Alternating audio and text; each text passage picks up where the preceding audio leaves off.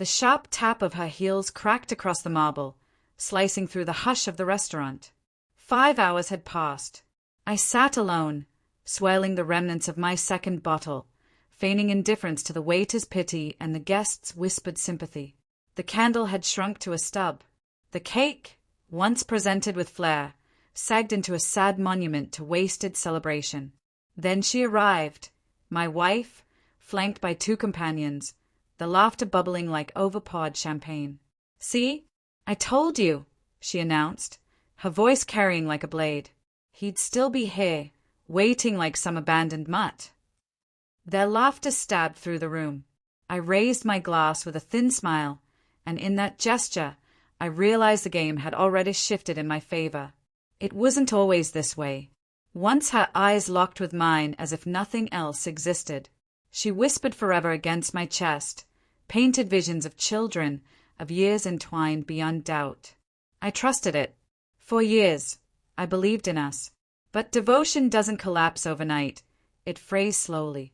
Her perfume cloaked excuses. Late nights at work became her alibi.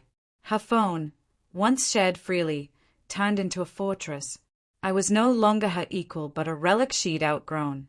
I knew. I always knew. That night, as her friends ordered cocktails on my account and traded Bob jokes at my expense, I sifted through the past year in my mind.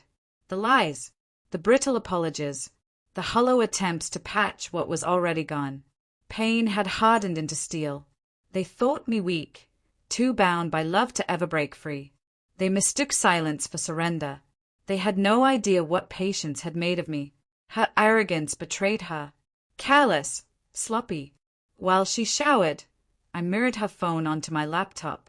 Messages spilled out. Hotel bills, secret photos, whispered declarations to a man named Eric. It didn't even sting anymore. It became evidence, a weapon. Finances followed. She'd never cared about the details. While she indulged herself, I rerouted accounts, built reserves, redirected titles. Quietly, every safety net shifted into my hands. Even the will, revised, notarized, airtight. She lived oblivious, laughing at my supposed weakness while the ground crumbled beneath her. The moment of release came on my birthday. She strutted out of that restaurant, believing she'd humiliated me. In truth, she'd gifted me my freedom.